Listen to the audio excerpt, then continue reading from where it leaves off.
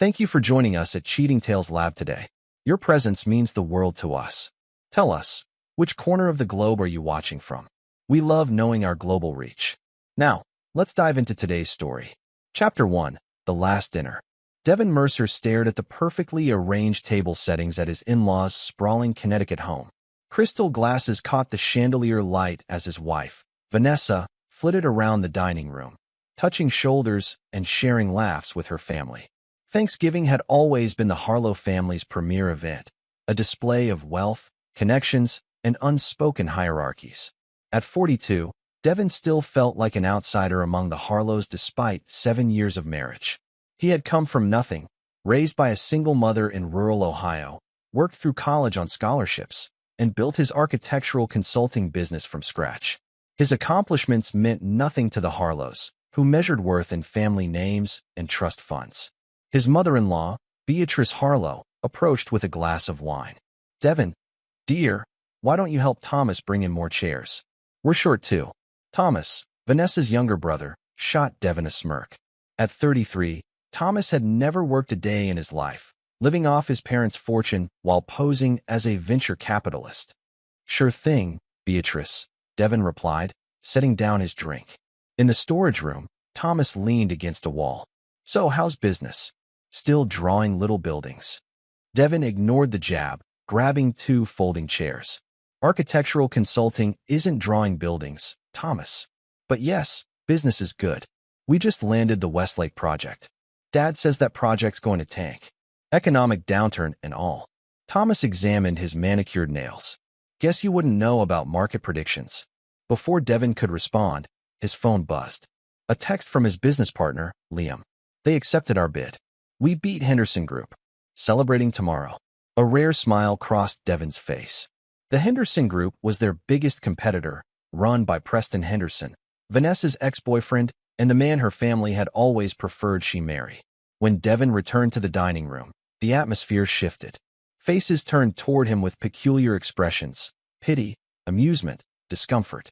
Vanessa stood at the head of the table, wine glass in hand, mid-speech.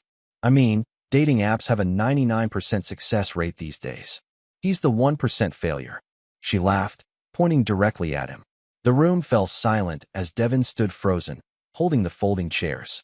"Oh, honey," Vanessa continued, her voice syrupy with mock affection. "I was just telling everyone about our meet-cute. You know, the marriage mistake." Frederick Harlow, Devin's father-in-law, cleared his throat uncomfortably. "Perhaps we should serve the turkey." But Beatrice was already chiming in. "Well, darling, you could always upgrade. Preston just finalized his divorce, and he was asking about you at the club." The room erupted in laughter. Devin set the chairs down quietly. 7 years of small digs, of being the outsider, of watching Vanessa's gradual transformation from the woman who'd once loved his ambition to someone embarrassed by his presence. It all crystallized in that moment. "Devin," Vanessa called, noticing his expression. It was just a joke. Without a word, Devin walked upstairs to their guest room. He packed his suitcase methodically, placed his wedding ring on the dresser, and walked out the front door. Behind him, he could hear Vanessa calling his name, then dismissing his departure to her family. "He's so sensitive sometimes. He'll be back." He wouldn't. Chapter 2, Ghosts and Foundations. 3 weeks after Thanksgiving, Devin sat across from his lawyer in downtown Boston, a city deliberately chosen for its distance from Connecticut and the Harlow sphere of influence. "You're sure about this?" Martin Wolf asked, adjusting his glasses. "Complete disappearance? New identity? It's extreme, Devin." "I'm sure." Devin slid a folder across the desk. "The Harlows have connections everywhere. If I simply divorce Vanessa, they'll make sure I never work in architecture again. Frederick already threatened as much when I wouldn't sign my company over to their family trust last year." Martin sighed. "Your business is finally taking off. The Westlake project alone would set you up for. They'd find a way to take that too." Devin's voice hardened. "I've spent 7 years watching how they operate. They'll crush me out of spite." After signing the papers, Devin walked to his hotel. His phone buzzed constantly. Vanessa, Liam, clients. He answered none of them. At midnight, he dropped his phone into Boston Harbor and watched it sink. By February, Davis Morgan existed on paper, new social security number, driver's license, background. His architectural degree couldn't be transferred, but his knowledge remained. He took a job as a draftsman at a small firm in Portland, Oregon. The owner, Russell Bergen, recognized talent when he saw it. "You're overqualified," Russell said after Devin's first month. "I don't know what you're running from, but your work is exceptional." "Just looking for a fresh start," Devin replied. "Well, your fresh start just earned you a promotion. Junior architect position opened up. It's yours if you want it." Devin's new apartment was small, a studio above a bookstore in a rain-soaked Portland neighborhood. Nothing like the spacious Connecticut home he'd shared with Vanessa. But for the first time in years, he slept without the weight of inadequacy pressing on his chest. On particularly dark nights, he'd allow himself to remember the way Vanessa looked when they first met, genuinely intrigued by the ambitious architect from nowhere. How quickly that changed after marriage, when her family's expectations began to overshadow their relationship. The gradual realization that she saw him as a project, not a partner. 6 months after disappearing, Devin saw his own face on a missing persons report online. The story painted him as potentially mentally unstable, possibly a danger to himself. The Harlows had spun a narrative of a man who couldn't handle business pressure, who'd abandoned his thriving firm and loving wife. Beneath the article was a quote from Preston Henderson, now identified as Vanessa's longtime friend. "I'm deeply concerned for Devin. We've had our professional rivalries, but I'd never wish this kind of breakdown on anyone." Devin closed the browser and returned to his drafting board. Let them think him broken. He was building something new. Chapter 3. Rising from Ashes. 5 years after vanishing, Davis Morgan became partner at Bergen Architecture. His distinctive modernist designs with sustainable elements had attracted attention throughout the Pacific Northwest. Magazines featured his work, clients sought him specifically, and his reputation grew beyond Portland. "You should consider starting your own firm," Russell suggested over lunch. "You've outgrown us, Davis." Devin, now accustomed to his new name, shook his head. "I appreciate what you've given me, Russell. Partnership is more than enough." The truth was more complicated. Launching a firm under his own name would increase visibility. Even with his new identity, a high-profile architect might draw unwanted attention. The Harlows hadn't stopped looking for him, not out of concern, but to protect their narrative and recover what they considered their property. His silent partner in the disappearance, Martin Wolf, sent annual updates through secure channels. Vanessa had filed for divorce in absentia after 2 years, portraying herself as the abandoned wife. She had also married Preston Henderson the following year, consolidating the architectural empire the Harlows had always wanted. They had a child now, a 3-year-old boy named Alexander. Liam had been forced to sell their old firm for pennies on the dollar, crushed by the Harlows' business connections after Devin's disappearance. None of it touched Devin anymore. Davis Morgan had built a life without the shadow of inadequacy that had followed Devin Mercer. On the 7th anniversary of his disappearance, Devin received an unusual message from Martin. "They've hired a specialized investigator. Be cautious." 3 weeks later, while reviewing plans for an eco-resort in Washington state, Devin's assistant interrupted. "There's someone insistent on seeing you, Mr. Morgan. A woman named Nina Reeves. Says it's about a private commission." The name meant nothing to him. "Send her in."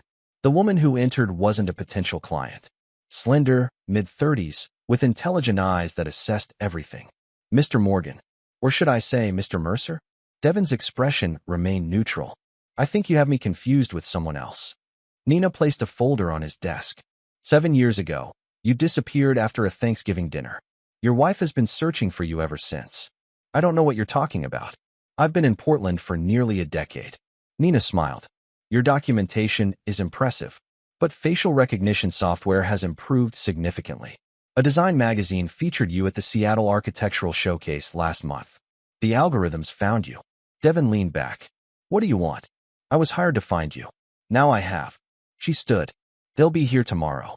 I've given them your address and workplace." "And what do you expect will happen?" Nina paused at the door. "That depends on whether you're still running, Mr. Mercer. For what it's worth, what they did to you was inexcusable. But 7 years is a long time for everyone." After she left, Devin sat motionless, staring at the Portland skyline. 7 years of careful construction, a new identity, a new life, a new reputation, all potentially collapsing with a single recognition algorithm. He considered running again. He had contingency plans, another identity, accounts in different names. But running would mean rebuilding from zero once more. No, Devin Mercer had run once. Davis Morgan wouldn't. That night, he placed a call to Martin Wolf for the first time in years. They found me. I heard. Nina Reeves is thorough. What will you do? Prepare. Devin's voice was calm. It's time to implement contingency Omega. Omega. Martin sounded alarmed. That was your scorched earth scenario. Is that really necessary? They're coming to my door, Martin. After 7 years of freedom, they want to drag me back into their world. What would you suggest? The line went silent for a moment. Very well. Omega it is. I'll activate the protocols immediately. Thank you, Martin. Devin, Martin said quietly. Whatever happens, remember that revenge is a path that changes the traveler as much as the destination. Devin hung up and turned to his computer. By dawn, he had set everything in motion. When the Harlows and their entourage arrived, they would find not the broken man they expected, but something far more dangerous. A man with nothing left to lose and 7 years of calculated planning behind him. Chapter 4. Unwelcome Visitors. At precisely 10:17 a.m., the elevator to Devin's floor pinged. He sat at his desk, reviewing blueprints, when his assistant's voice came through the intercom. Mr. Morgan? There are several people here insisting on seeing you. A Mrs. Henderson, Mr. Henderson, and others. They don't have appointments. Send them in, Allison, Devin replied calmly. The door opened, and 7 years collapsed into a single moment. Vanessa entered first, still elegant at 42, though lines of stress now framed her eyes. Behind her came Preston Henderson, more gray at his temples, but wearing the same self-assured expression Devin remembered. Following them were Thomas Harlow and, surprisingly, Liam Bennett, Devin's former business partner. Devin. Vanessa's voice broke on his name. Her eyes were red-rimmed, mascara slightly smudged. It's really you. Devin leaned back in his chair, observing them with clinical detachment. It's Davis, actually. Davis Morgan. He turned to his assistant hovering by the door. Allison, would you mind holding my calls for the next hour?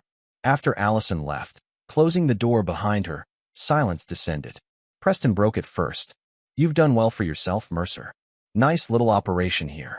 Bergen and Morgan is the third largest architectural firm in the Pacific Northwest, Devin replied evenly. Hardly little. Vanessa moved closer, reaching for his desk. Devin, please. We need to talk to you. It's important. Important enough to hunt me down after 7 years? Devin kept his voice neutral. What could possibly be so urgent? Our son, Vanessa whispered, tears spilling over. Alexander is sick. Very sick. He needs you. Devin's expression didn't change. You mean your son with Preston? He's not my concern. That's what we need to tell you. Liam interjected, stepping forward. Alexander is your biological son. For the first time, Devin's composure wavered. Explain. Vanessa sank into a chair opposite his desk. After you left that night, I discovered I was pregnant. About 6 weeks along. I tried to find you, but you'd vanished completely. Preston's jaw tightened. When we married, I agreed to raise him as my own. The timing worked. No one questioned it. And now he's sick, Thomas added. Acute myeloid leukemia. He needs a bone marrow transplant. We've all been tested. None of us are compatible. So you need my bone marrow, Devin concluded flatly. That's why you tracked me down. We're begging you, Vanessa said, fresh tears flowing. He's just a little boy, 6 years old. He's fighting so hard, but the doctors say. Stop. Devin stood, walking to the window. Portland sprawled beneath gray skies. You show up after 7 years, expecting me to believe this story? The timing is suspiciously convenient. Liam stepped forward, placing medical records on Devin's desk. It's all here. The diagnosis, the test results. Alexander doesn't have much time. Devin scanned the documents. They appeared legitimate, but then, the Harlows had always been excellent at manipulation. Why did you bring him? Devin nodded toward Liam. My former partner who let my business get destroyed. Liam flinched. I tried to fight them, Devin. After you disappeared, Frederick threatened my family. They systematically canceled our contracts, blocked our loans. I had nothing left to sell but the company. And now you work for Henderson Architecture, Devin observed coldly. I had a family to support, Liam replied, eyes downcast. Devin turned to face them all. Let me be clear, I don't believe you. I don't trust any of you. If Alexander exists, if he is my biological child, and if he is truly ill, I'll need verification from independent sources. We'll provide anything you need, Vanessa said quickly. Just please come back with us. Meet him. He doesn't have much time. I'm not going anywhere with you, Devin stated firmly. If you want my help, we do this my way. I'll have my own medical team verify everything. If, and only if, they confirm your story, I'll consider providing bone marrow. Nothing more. Preston stepped forward aggressively. Listen, Mercer. This isn't a negotiation. That boy is dying. If I what, Henderson? Devin's voice dropped dangerously. Remember, I vanished once. I can do it again. This time where even your fancy algorithms won't find me. That silenced them. Now, Devin continued. You will provide DNA samples to confirm paternity. You will grant my medical team full access to Alexander's records and allow them to conduct independent testing. You will not attempt to contact me outside of the parameters I establish. And if we agree? Thomas asked. Then I'll consider helping the boy. Devin returned to his desk. Not for any of you. For an innocent child who never asked to be born into your family. Vanessa stood, composing herself. We'll do whatever you ask. Just please, don't take too long. Alexander doesn't have much time. Devin buzzed for his assistant. Allison, my guests are leaving. Please show them out. As they filed toward the door, Vanessa turned back. I'm sorry, Devin. For everything. That night at Thanksgiving. I never meant. Goodbye, Vanessa. Devin cut her off, turning his attention to his computer, dismissing them all. After they left, Devin sat motionless, the perfect control he'd maintained threatening to crack. A son, possibly his son, dying. It could all be an elaborate trap. The Harlows were certainly capable of such deception. But if true, he picked up his phone and dialed. Martin, I need you in Portland immediately. And bring Dr. Sanjay with you. We have a situation. Chapter 5, Blood Ties. 3 days later, Devin sat in a private room at Portland Memorial Hospital, reviewing test results with Dr. Eliza Sanjay, a medical specialist who had once saved Martin Wolf's life and owed him a debt of discretion. The paternity test is conclusive, Dr. Sanjay confirmed, pointing to the highlighted sections. 99.99% probability that you're Alexander's biological father. And his condition? Devin asked, his voice carefully neutral. Dr. Sanjay's expression grew somber. The diagnosis is accurate. Acute myeloid leukemia, aggressive variant. He's undergone 2 rounds of chemotherapy with minimal response. A bone marrow transplant is his best chance for survival. And I'm a match? Preliminary testing suggests a 9 out of 10 HLA match, which is excellent for a parent-child relationship. Not perfect, but very promising. Martin Wolf, sitting quietly in the corner, finally spoke. They're not lying about this, Devin.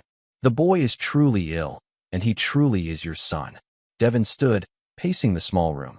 7 years of carefully constructed walls threatened to crumble. The Harlows had found his one potential vulnerability, a child he never knew existed. What if this is just step 1? Devin mused aloud. I provide bone marrow, save the boy, and then they use him to drag me back into their world permanently. That's a distinct possibility, Martin acknowledged. The Harlows don't do anything without multiple angles. I want to see him, Devin decided suddenly. Not with them present. Just the boy. Dr. Sanjay nodded. I can arrange that. He's at Connecticut Children's in Hartford. I can have privileges transferred and bring you in as a consulting physician. Do it. 2 days later, Devin stood outside a hospital room in Hartford, Connecticut, dressed in a doctor's white coat with an ID badge identifying him as Dr. Davis Morgan. Through the window, he could see a small figure in the bed, dark hair like his own, pale skin, animated despite the 4 lines and monitoring equipment as he played a video game. Dr. Sanjay appeared at his side. He's having a good day. The nurses say he's quite the fighter. Does he know about me? Devin asked quietly. They've told him a compatible donor has been located. Nothing more. Devin took a deep breath and entered the room. Alexander looked up, pausing his game. Are you another doctor? The boy asked, assessing Devin with startlingly familiar eyes, Devin's own eyes. Something like that, Devin replied, approaching the bed. I'm Davis. I'm Alex. Are you here to poke me with more needles? Because I'm kind of on a boss level right now. Despite himself, Devin smiled. No needles today. I just wanted to meet you. Are you the one who's going to give me new bone marrow? Directness, Another trait they apparently shared. Possibly. Alex tilted his head, studying Devin with unnerving intensity. You look like me. Mom has a picture of a man who looks like you, but she keeps it hidden in her dresser. Devin froze. Does she now? Yeah. She looks at it sometimes when she thinks no one's around. She gets sad after. Alex returned to his game. Are you him? What makes you ask that? Alex shrugged without looking up. Just wondering why she'd keep a picture of someone who made her sad. Must be important. Devin sat in the chair beside the bed. What has she told you about your father? That he's Preston. But I heard them fighting. Preston said I wasn't really his, that he only pretended because of Mom. Alex's fingers moved deftly over the controls. Adults think kids don't listen, but we do. Devin watched the boy navigate a complex game level with remarkable strategy for his age. Does that bother you? About Preston? Not really. He's not around much anyway. Always at work. Alex defeated a digital enemy with a flourish. Besides, it explains why he never wants to play games with me. We don't like the same things. What do you like? Building stuff. Drawing buildings. Mom gets weird when I do that. Alex finally looked up again. So, are you my real dad? The question, delivered with such casualness, struck Devin like a physical blow. 7 years of careful distance collapsed under the weight of those 5 simple words. It's complicated, Devin managed. Adults always say that when they don't want to answer, Alex observed. But it's not complicated to me. Either you are or you aren't. Before Devin could respond, the door opened and Vanessa entered. She froze at the sight of Devin sitting beside Alex's bed. What are you doing here? She whispered, fear and anger mingling in her expression. We had an agreement. I needed to see him, Devin replied calmly, standing. To confirm for myself. Alex looked between them, comprehension dawning. So you are him. The man in the picture. Vanessa's face paled. Alexander. Honey, this is a medical consultation. No more lies, Vanessa. Devin cut her off. He deserves better than that. The tension in the room was palpable. Alex, remarkably mature for 6, set down his game controller. Are you going to save me? He asked Devin directly. Yes, Devin answered without hesitation. I'll be your donor. Thank you. The boy said simply, then picked up his controller again, returning to his game with the resilience only children possess. In the hallway outside, Vanessa confronted Devin. You had no right to come here without telling us. I had every right, Devin countered coldly. He's my son, a fact you concealed for 7 years. I tried to find you. Vanessa hissed. You disappeared completely. And when you couldn't find me, you let another man claim him. Devin's voice was steel. Tell me, Vanessa, if Alexander hadn't gotten sick, would you ever have told him the truth? Would you ever have looked for me again? Vanessa's silence was answer enough. I'll donate the bone marrow, Devin stated. The procedure will happen here, under Dr. Sanjay's supervision. After that, we'll discuss Alexander's future. What does that mean? Vanessa asked, alarm evident in her tone. It means I've spent 7 years building a life without the Harlow family's toxic influence. I won't let my son grow up suffocated by it either. You can't take him from us, Vanessa said desperately. Courts always favor the mother, and you abandoned us. Devin smiled thinly. I've learned a few things from your family, Vanessa, like how to plan several moves ahead. The donation happens tomorrow. After Alexander recovers, we'll revisit this conversation. As he walked away, Devin's mind was already calculating. Contingency Omega had been designed for maximum retribution. Now it needed modification, surgical precision rather than total destruction. The targets remained the same, but now there was an innocent to protect. In his hotel room that night, Devin called Martin. I need everything you have on Preston Henderson's business practices. Every project, every client, every permit. Already compiled, Martin replied. What about the Harlows? Everything. Frederick's financial dealings. Beatrice's charities. Thomas's ventures. I want it all. And Vanessa? Devin paused, looking at his phone where a photo of Alexander now served as background. Find me the best custody attorneys in Connecticut. Cost is no object. This changes everything. You know, Martin said quietly. Your plan was to disappear again after delivering justice. Plans change when children are involved, Devin replied. I won't abandon him twice. Chapter 6, Shadows of the Past. The bone marrow donation procedure took place without complications. As Devin recovered in his hospital room, an unexpected visitor arrived. Liam Bennett, his former business partner. The nurse said you were awake, Liam said awkwardly, standing in the doorway. Can I come in? Devin gestured to the chair beside his bed. You're the last person I expected to see. Liam sat, his posture broadcasting discomfort. I needed to talk to you. Away from the Harlows. Away from Preston. About what? About what really happened after you disappeared. Liam leaned forward.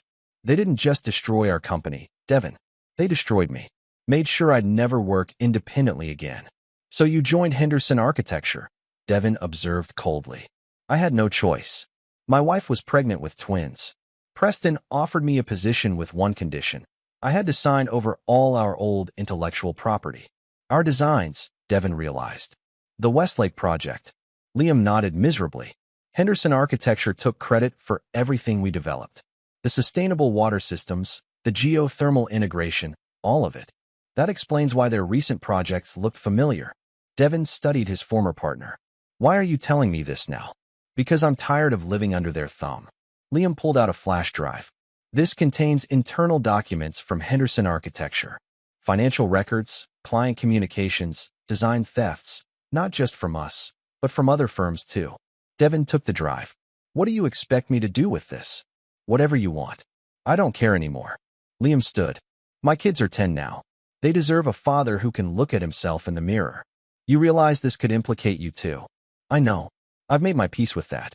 Liam headed for the door, then paused. For what it's worth, I'm sorry. I should have fought harder. After Liam left, Devin inserted the drive into his laptop. Hours passed as he examined the contents. A comprehensive record of corruption, design theft, permit bribery, and more. It was a roadmap to destroying Henderson Architecture and, by extension, the Harlows who had intertwined their fortune with Preston's. But something nagged at him. The information was too perfect, too comprehensive. Why would Liam have access to all this? Even as a senior architect, these financial and legal documents would be beyond his purview. Unless, Devin called Martin. I need background surveillance on Liam Bennett for the past week. Who has he met with? Who has contacted him? The answer came that evening.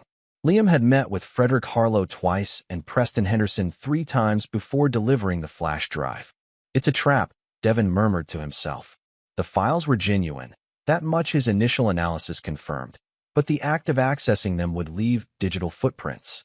If he used this information, he would be implicated in corporate espionage. The old Devin might have fallen for it. Davis Morgan knew better. While recovering, Devin received daily visits from Alexander, who was showing positive initial responses to the transplant. The boy's resilience impressed Devin, as did his sharp mind. During one visit, Alexander brought architectural sketches, childish but showing genuine spatial awareness. Mom gets mad when I draw buildings, Alexander confided. She says it reminds her of things she wants to forget. Do you enjoy designing them? Devin asked. Alexander nodded enthusiastically. I like figuring out how things fit together. Preston says it's a waste of time, that I should focus on business like him. What do you think? I think adults spend too much time doing things they don't like. Alexander added details to his sketch. Why would I want to do that? Devin smiled. A valid question. On the 5th day of his recovery, Vanessa came alone. She looked exhausted, dark circles under her eyes. Alexander's preliminary results are encouraging, she said, standing awkwardly at the foot of his bed. The doctors are optimistic. Good. Devin set aside his tablet. Was there something else? Vanessa hesitated, then sat in the visitor's chair. I want to apologize. For that night at Thanksgiving. For everything. 7 years later. Devin's voice was neutral. Why now? Because I've had 7 years to realize what I lost. She met his eyes directly. I loved you, Devin. But my family, they wore me down. Made me doubt everything good between us. And Preston? Was he part of wearing you down too? Vanessa looked away. Preston was my family's choice from the beginning. When you disappeared, it was convenient for everyone. Except Alexander, who you raised to believe another man was his father. I thought you were gone forever, she whispered. What was I supposed to do? Devin studied her. The woman he'd once loved enough to marry, enough to endure her family's constant degradation. 7 years had changed them both. What do you want, Vanessa? Really? She took a deep breath. A second chance. For us. The request hung in the air between them. Once, those words would have meant everything to him. There is no us anymore. Devin said finally. There's only Alexander. He needs a family. A complete one. He had one. You and Preston. Until it became inconvenient. Vanessa's eyes flashed with rare anger. That's not fair. Preston never connected with him. He tried, but Alexander wasn't his blood, Devin finished. The Harlow family obsession with bloodlines and legacy. You don't understand how difficult. I understand perfectly, Devin interrupted. I understand that you're here not because you want me back, but because you want security for Alexander. Preston is pulling away, your family is concerned about appearances, and suddenly finding Alexander's biological father seems like a convenient solution. Vanessa stood abruptly. You've become cold, Devin. I've become clear-sighted. There's a difference. He picked up his tablet again. We'll discuss Alexander's future once he's stabilized. Until then, I have nothing more to say to you. After she left, Devin made another call to Martin. I need a comprehensive background investigation on Preston Henderson's activities for the past year. Focus on potential affairs, financial irregularities, anything outside his public persona. Looking for leverage? Martin asked. No, Devin replied. Looking for patterns. The Harlows never do anything without calculation. I want to know what game they're really playing. That night, Devin received a text from an unknown number. Not everyone in the family approved of what happened to you. Some of us want to make it right. Meet tomorrow, 8 p.m., Hospital Chapel. Come alone. The sender's identity was a mystery, but Devin had his suspicions. The message's timing was too convenient, just as he was gathering information for his countermove. Another trap, perhaps, or possibly a genuine ally. Either way, it was time to accelerate his plans. While the Harlows and Hendersons believed him focused on Alexander's treatment, Devin had been laying groundwork. The flash drive Liam provided, though intended as a trap, contained genuine information that, with proper handling, could become powerful ammunition. Devin sent a reply to the unknown number. I'll be there. Whatever came next, he would be ready. The chessboard was set, and he had no intention of being a pawn in anyone else's game. This time, he would be the player, not the piece. Chapter 7. Allies and Enemies. The hospital chapel was empty when Devin arrived at 7:55 p.m. He chose a seat with clear sight lines to both entrances and waited. At precisely 8 p.m., the door opened, revealing the last person he expected, Beatrice Harlow, his former mother-in-law. Thank you for coming, she said, settling into a pew across the aisle. At 65, Beatrice remained elegant, her silver hair perfectly coiffed, her posture regal. Curiosity outweighed caution, Devin replied. What do you want, Beatrice? She studied him with calculating eyes. You've changed. The man who married my daughter would never have spoken so directly. 7 years changes people. Indeed. She opened her handbag, removing a slim file. I've brought something you should see. Devin made no move to take it. Why would you help me? Because Frederick has gone too far. Her voice hardened. Using a child, my grandson, as leverage. There are boundaries, even in our world. Your husband has never recognized boundaries. No, he hasn't. She placed the file on the pew between them. But I do, especially when it comes to family. Alexander, Devin realized. This is about protecting him. Beatrice nodded. Frederick sees the boy as another asset. Preston sees him as a burden. Vanessa sees him as her only remaining value to the family. No one sees him as a child who deserves better. Except you, and you. She gestured to the file. Take it. It details Frederick's true plan. Cautiously, Devin picked up the file and opened it. Inside were legal documents, custody arrangements, guardianship transfers, medical authorizations, all designed to give Frederick Harlow complete control over Alexander, particularly his medical decisions and inheritance trust. They're using his illness, Devin said quietly, anger building as he read. Setting up a structure where Frederick controls everything, including experimental treatments. My husband sees Alexander's condition as an opportunity, Beatrice confirmed. The boy's genetic makeup, half Mercer, half Harlow, interests certain research colleagues of Frederick's. Rare combinations, unique genetic markers. He wants to turn my son into a research subject, Devin realized, horror dawning. These authorizations would allow tissue sampling, experimental protocols, all in the name of seeking cures. Of course, Beatrice finished. Very noble sounding. Very profitable for Frederick's biotech investments. Why are you showing me this? Devin asked, his voice dangerously quiet. Because I've spent 45 years enabling that man's ambitions. I've watched him sacrifice our children on the altar of legacy. I won't watch him do the same to my grandson. Beatrice stood. Use this information however you see fit. I'll deny ever giving it to you. As she reached the door, Devin called after her. Why now, Beatrice? After all these years of complicity. She paused, her back to him. Because Alexander reminds me of Thomas before Frederick broke him. Full of creativity and possibility. I couldn't save my son. Perhaps you can save yours. After she left, Devin studied the documents carefully. They confirmed his worst suspicions while opening new avenues for his plan. Frederick wasn't just after control. He was building a medical research empire with Alexander as a centerpiece. The following morning, Devin visited Alexander, finding the boy notably stronger. Color had returned to his cheeks, and he was sketching buildings again.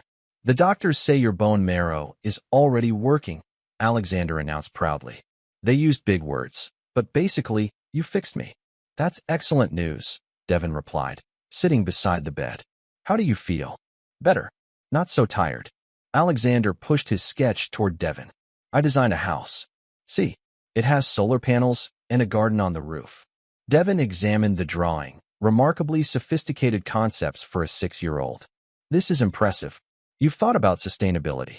Grandpa Frederick says that's stupid tree hugger stuff, Alexander confided. But I saw your buildings online. They all have green things.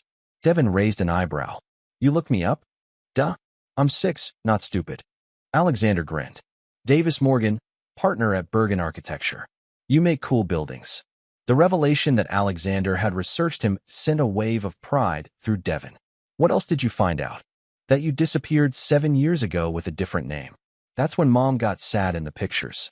Alexander looked up. Why did you go away? The directness of the question deserved honesty. Because I was hurt. Your mother's family made me feel like I wasn't good enough. Grandpa does that to everyone, Alexander observed. Even Mom. Especially Mom. Before Devin could respond, the door opened and Preston Henderson entered. He froze at the sight of Devin. What are you doing here?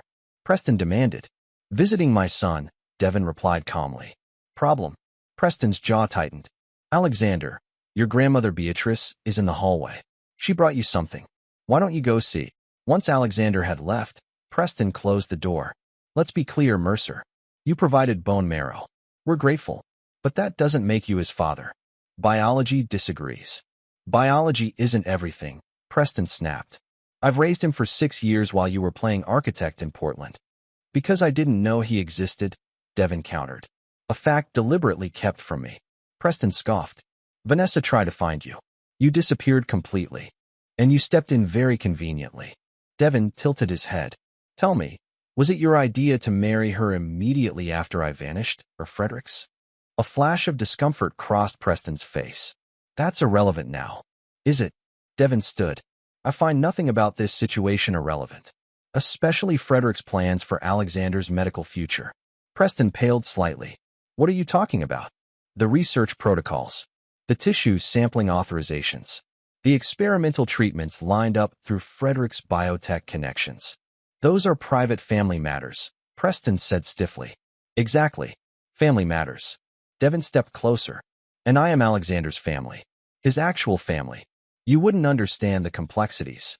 I understand perfectly, Devin interrupted. Frederick sees a rare genetic opportunity. You see a burden and a reminder that Vanessa never really chose you. And somewhere in this twisted situation is my son, being treated like a commodity rather than a child. Preston's expression hardened. Be careful, Mercer. You're out of your depth. No, Henderson. For the first time in 7 years, I'm exactly where I need to be. Devin moved toward the door.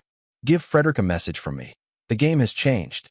As Devin walked down the corridor, he nodded politely to Beatrice, who was showing Alexander a model building kit. She met his eyes briefly, a silent acknowledgement passing between them. That afternoon, Devin met with Martin and Dr. Sanjay in his hotel suite. The trap they set with Liam's flash drive was sophisticated, Martin reported. If you'd used that information directly, they'd have had grounds for both corporate espionage charges and a restraining order keeping you away from Alexander. Fortunately, we're smarter than that, Devin replied. What about Preston? Your suspicions were correct. He's been systematically emptying joint accounts with Vanessa for the past year, setting up offshore holdings, preparing for separation. And Frederick's biotech connections? Dr. Sanjay took over. Concerning GeneCore Therapeutics, his primary investment, has been pushing experimental protocols through FDA fast tracks by categorizing them as compassionate use for terminal patients. Using the dying as test subjects, Devin said grimly. Essentially, yes. Their success rate is abysmal, but their stock value keeps climbing because of Frederick's connections. Devin turned to the window, processing. So Frederick gets research data from Alexander. Preston extracts himself financially before the marriage implodes, and Vanessa is left with nothing except a sick child who's being used as a lab specimen. That about sums it up, Martin confirmed. What's our countermove? Devin turned back, his expression resolved. We destroy them all, but we protect Alexander and Vanessa. Vanessa? Martin asked, surprised. After what she did, she's Alexander's mother, and she's as much a victim of Frederick's machinations as anyone. Devin's voice softened slightly. She made terrible choices, but she loves our son. What's the plan? Dr. Sanjay asked. First, we secure Alexander medically. Dr. Sanjay, I want you to file for emergency medical oversight due to conflict of interest concerns. Use your credentials and connections. She nodded. I'll need documentation. You'll have it by morning. Martin, contact the SEC whistleblower office. We're going to expose GeneCore and Frederick's insider trading properly, with protections in place. And Preston, a cold smile crossed Devin's face. For him, I have something special. Contact Nina Reeves, the investigator who found me. I have a job for her. Over the next 3 days, Devin set his plan in motion. While the Harlows believed him focused solely on Alexander's medical progress, he was methodically dismantling the foundations of their empire. On the morning of the 4th day, Devin visited Alexander with an unexpected proposal. How would you like to see my office in Portland? He asked casually as they worked on architectural sketches together. Alexander's eyes widened. Really? Can I? If your mother agrees. I thought maybe when you're fully recovered, you both could visit. See where I work, what I do. You'd let Mom come too? Alexander asked, surprised. Of course. She's your mother. Alexander studied him with that unervingly perceptive gaze. Are you trying to take me away from her? No, Devin answered honestly. I'm trying to give you options. A life beyond what Frederick has planned for you. I don't like Grandpa Frederick's plans, Alexander confided. He talks about me like I'm one of his science projects. You've heard him discussing this? Alexander nodded solemnly. Adults think kids don't understand big words, but I do. Genome sequencing, cellular regeneration protocols, proprietary research assets. He pronounced each term carefully. I looked them up. Devin felt a surge of pride and worry. You're very resourceful. Mom says I get that from you. Alexander added details to his sketch. Is that true? Perhaps. Though your mother is quite resourceful herself, in different ways. Will you help her too? Alexander asked, still focused on his drawing. She cries a lot when she thinks I'm asleep. Preston makes her cry. The simple observation cemented Devin's resolve. Yes, Alexander. I'll help your mother too. That evening, Vanessa came to Devin's hotel room as requested. She looked nervous, twisting her wedding ring. You wanted to see me? Devin gestured to the sitting area. We need to talk about what happens next. If this is about custody, it's about protecting Alexander from your father, Devin interrupted. And from Preston. Vanessa sank into a chair. What are you talking about? Devin showed her the documents Beatrice had provided, plus the additional information his team had gathered. As Vanessa read, her face drained of color. This can't be right, she whispered. Daddy wouldn't. Preston couldn't. They would and they are, Devin stated flatly. Your father sees Alexander as a research opportunity. Preston sees him as an inconvenience to be managed until he can extract himself from your marriage with his finances intact. Tears slid down Vanessa's cheeks. I knew things were bad, but this. You have a choice to make, Devin continued. Continue as you have been, allowing your father to control your life and Alexander's future, or break free. How? She asked brokenly. The Harlow name is all I have. All Alexander has. That's not true. Devin leaned forward. You have me.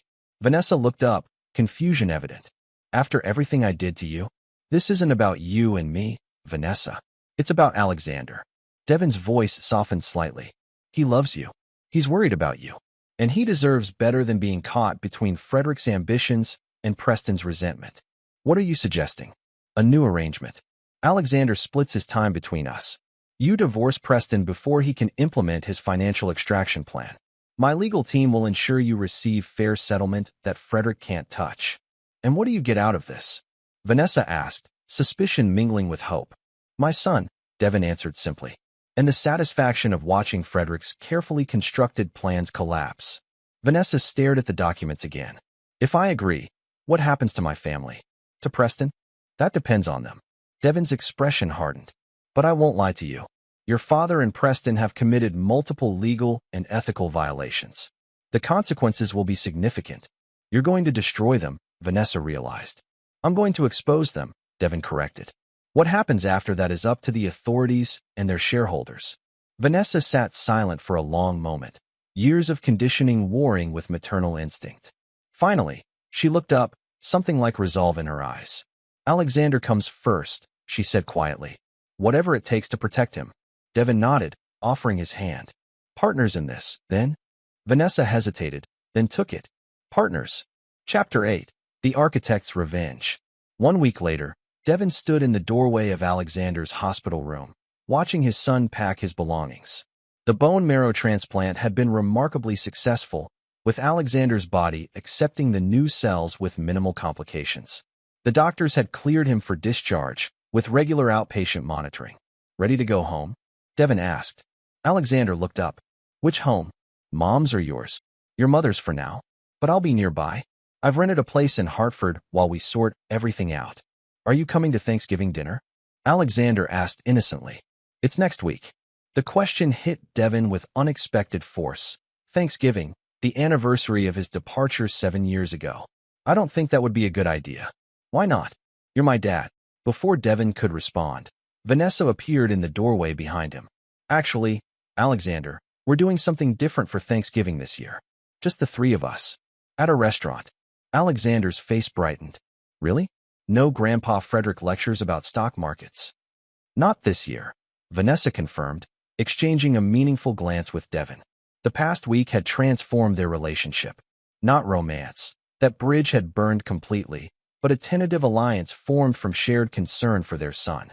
Vanessa had filed for divorce from Preston 2 days earlier, using documentation Devin provided to secure emergency financial protections. Frederick's reaction had been predictably volcanic. Threats, manipulations, attempts to freeze Vanessa's accounts, all neutralized by preparations Devin had made. The elder Harlow didn't yet realize the true scope of what was coming. As they helped Alexander gather his things, Devin's phone buzzed with a text from Martin. Operation Eclipse initiating. T-minus 60 minutes. Everything okay? Vanessa asked, noticing his expression. Perfect timing, Devin replied. Alexander, how would you like to stop for ice cream on the way home? Before lunch. Alexander asked skeptically. Special circumstances call for special treats. As they left the hospital, Devin caught sight of Nina Reeves in the parking lot, nodding slightly in his direction. The investigator had become an unexpected ally, disgusted by what she'd discovered about the Harlow's intentions for Alexander.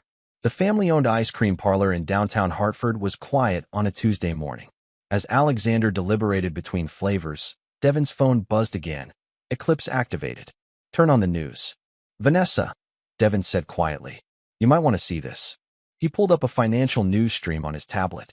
The headline scrolled across the bottom. Breaking. SEC raids Genocor Therapeutics amid insider trading allegations. Harlow Investments under investigation. Vanessa's hand flew to her mouth. It's happening, she whispered. You really did it.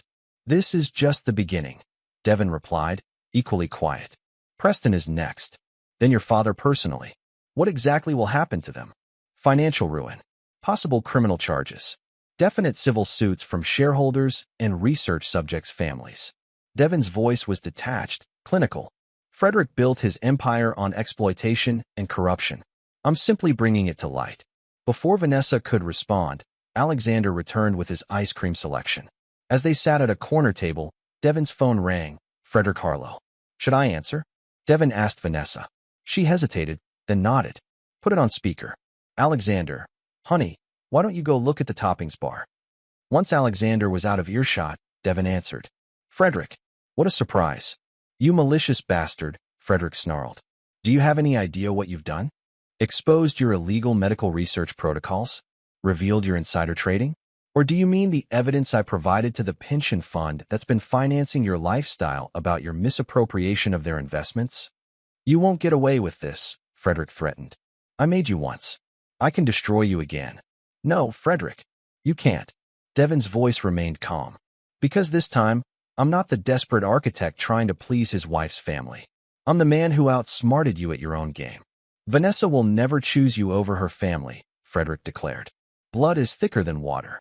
Why don't you ask her yourself? Devin placed the phone on the table between them.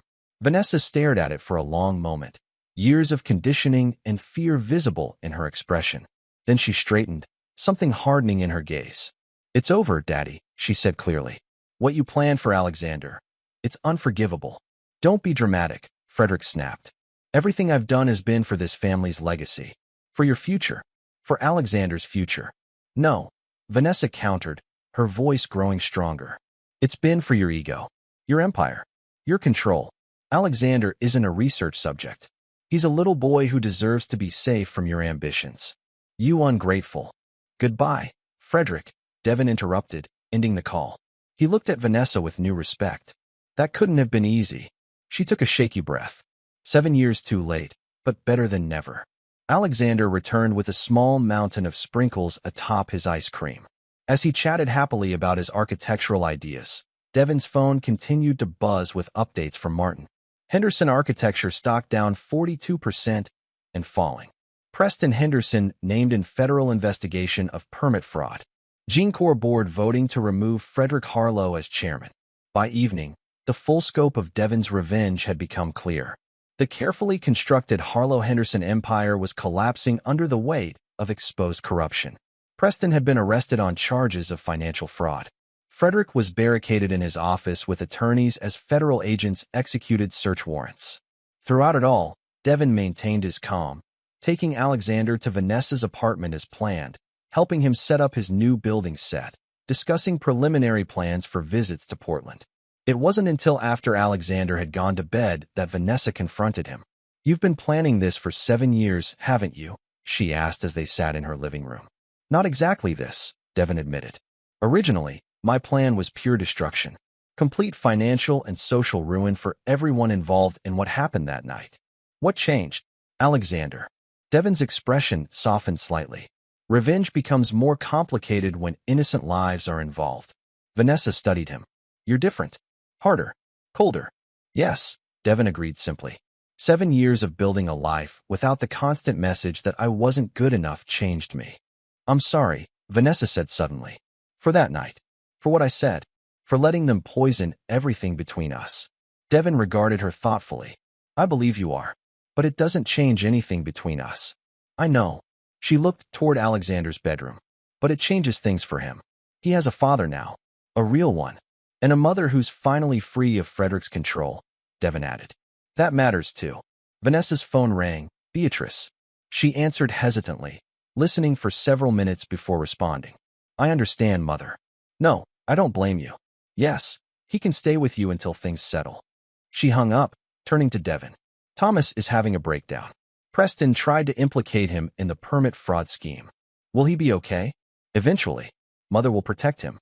Vanessa sighed deeply. She always protected us as much as she could. Hence the documents she provided me, Devin observed. Vanessa looked surprised. Mother helped you? In her way. She has her own regrets. Devin stood. I should go? It's been a long day, and tomorrow will be longer. The lawyers want to meet at 9, Vanessa confirmed. To discuss the custody arrangement. Joint custody, Devin reminded her. Equal time, equal say in his future. I know. Vanessa walked him to the door. Thank you. For saving him. For not taking him from me completely. You could have. That would have made me like Frederick, Devin replied. Using a child as a weapon. Alexander deserves better. As he turned to leave, Vanessa asked one final question. Will you ever forgive me? Truly.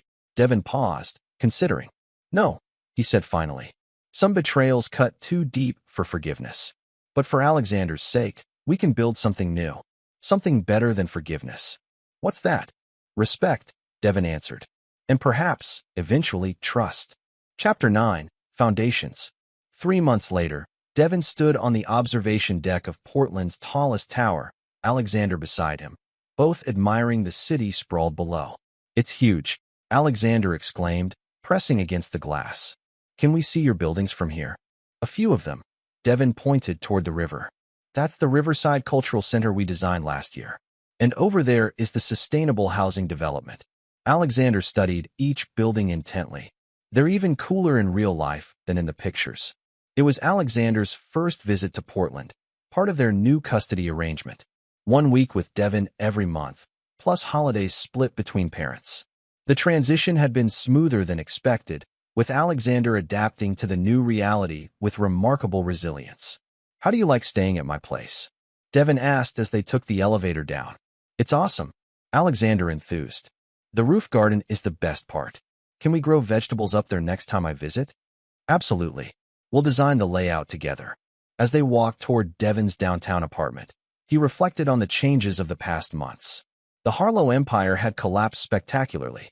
Frederick faced multiple federal indictments for securities fraud, insider trading, and research violations. Preston had accepted a plea deal, implicating others to reduce his own sentence. Thomas had entered rehabilitation for substance abuse issues, finally free from Frederick's toxic influence. Beatrice had emerged relatively unscathed, having quietly distanced herself from her husband's business dealings years earlier. And Vanessa, she had surprised everyone, including Devin. Freed from both Frederick's control and Preston's manipulation, she had returned to her original passion, art history, securing a position at a small museum in Hartford.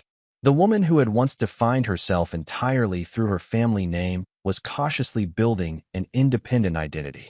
Dad, Alexander's voice pulled Devin from his thoughts. Can I ask you something? The word dad still caught Devin off guard, a warm shock each time Alexander used it. Of course. Are you still mad at Mom? For what happened before? Devin considered his answer carefully. I'm not mad anymore.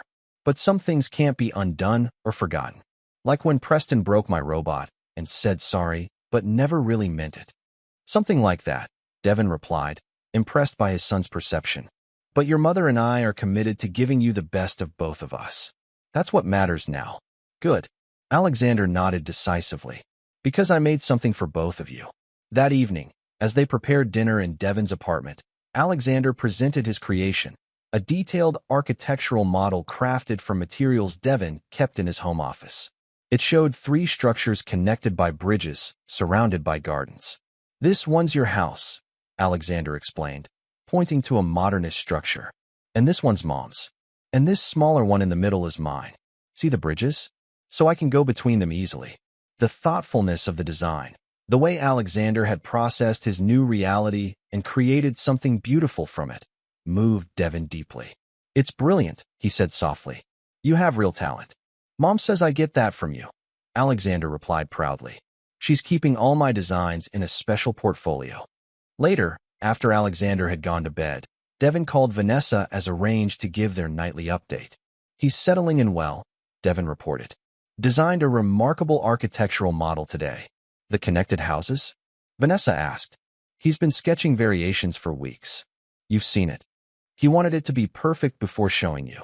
A pause. You inspire him, you know. He talks about your buildings constantly. The conversation continued easily, co-parents discussing their child's day, his interests, his progress. Not friends, certainly not lovers, but partners in the most important project of their lives. After hanging up, Devin stood on his balcony overlooking Portland. 7 years ago, he had left Connecticut with nothing but determination and rage. Now he had something he'd never anticipated, a son, a future beyond revenge. The final phase of his plan had executed perfectly. Frederick Harlow would likely die in prison. Preston Henderson had lost everything. His company, his reputation, his freedom. The Harlow name, once synonymous with power and influence, now appeared in headlines alongside words like fraud and corruption. Yet the victory felt different than Devin had imagined during those years of planning. Less about destruction and more about construction, building something new from the ruins. His phone buzzed with a text from Martin, Final Henderson Architecture assets liquidated today. Transfer complete. You now own everything they stole from you. Devin smiled coldly. The ultimate irony. He had reacquired all the designs and innovations Preston had stolen, plus the prestigious client list built on that stolen work. The architectural empire Frederick and Preston had built now belonged to the man they had once mocked as a failure. In his bedroom, Alexander slept peacefully, unaware of the final move in his father's long game. When he was older, perhaps Devin would explain it all. Or perhaps not. Some legacies weren't worth passing on. Tomorrow, they would visit Russell Bergen to discuss the firm's expansion. Next month, Alexander would return to Hartford, to his mother and his school. The pattern would continue. 2 homes, 2 parents committed to his well-being, if not to each other. It wasn't forgiveness. Devin Mercer, now legally Davis Morgan again, didn't believe in forgiveness. The Thanksgiving night when Vanessa had laughed and called him the marriage mistake had broken something irreparable between them. But from that breakage, something unexpected had grown. Not reconciliation, not forgiveness, but perhaps something more durable, a foundation built on hard truths rather than comfortable lies. As Portland's lights glimmered below, Devin made a silent promise to the sleeping boy down the hall. The cycle would end here. The bitterness that had defined the Harlow legacy would not touch Alexander. He would inherit only the strength, the resilience, the capacity to build rather than destroy. That would be Devin's true revenge, raising a son who would never become the kind of man Frederick Harlow had been. A son who would build bridges rather than burn them. And in that, perhaps, lay a form of redemption neither Devin nor Vanessa had anticipated, not for themselves, but for the future they had created together. This is where our story comes to an end. Share your thoughts in the comments section. Thanks for your time. If you enjoy this story, please subscribe to this channel. Click on the video you see on the screen, and I will see you there.